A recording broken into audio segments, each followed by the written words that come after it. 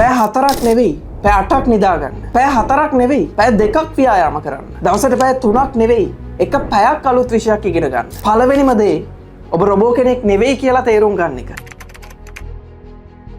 ඔබ මිනිස්සෙක් කියන එක අවබෝධ කරගන්න එක. අපේ ජීවිතේ ඉලක්ක හදාගත්තට පස්සේ, සැලසුම් තනාගත්තට පස්සේ අපි හිතන වැරදිම දේ තමයි අපි ක්‍රියාත්මක වීම විතරක් කරන්න ඕනේ කියන එක. අපි ගාල කඩාගෙන දුවන්න ඕනේ කියන එක. අපි සමහර වෙලාවට රෝල් මොඩල්ස්ලා දිහා බලලා මෙයා පැය 18ක් දවසට වැඩ කරනවා. මෙයා දවසට පැය 15ක් මහන්සි වෙනවා කියලා පුරෝකතනයන්ට එනවා. හැබැයි අපි නොදන්න කාරණාව ඒ මිනිස්සු එහෙම වැඩ කරන්නේ විවේක අරගෙන කියන එක. විවේක ලබා ගනිමින් කියන එක. වැඩ 90%යි විවේකයේ 10%යි තියෙන කිසිම විදායකයෙක් කිසිම ධනවතෙක් නැහැ. ඔවුන් නොකියුවට, ඔවුන් හෙලිදරව් නොකලට, ඔවුන්ගේ රූටින් එක ඇතුලේ, ඔවුන්ගේ ෂෙඩියුල් එක ඇතුලේ වැඩ තියෙනවා, විනෝදය තියෙනවා, සෞඛ්‍ය තියෙනවා, කෑම බීම තියෙනවා, පවුල වෙනුවෙන් වෙන් කරපු කාලය තියෙනවා. මේ හැම දෙයකින්ම සන්නද්ධ සමබර කාලසටහනක් තමයි ඔවුන් අරගෙන යන්නේ. ඔබ රොබෝ කෙනෙක් නෙවෙයි. ඒ නිසා ඔබට බුරුලක් දෙන්න, ඔබව ලිහිල් කරන්න, සතුටු වෙමින් වැඩ කරනවා විනා වැඩ කරලා දවසක සතුටු වෙනවා කියන මානසිකත්වයෙන් මිදෙන්න.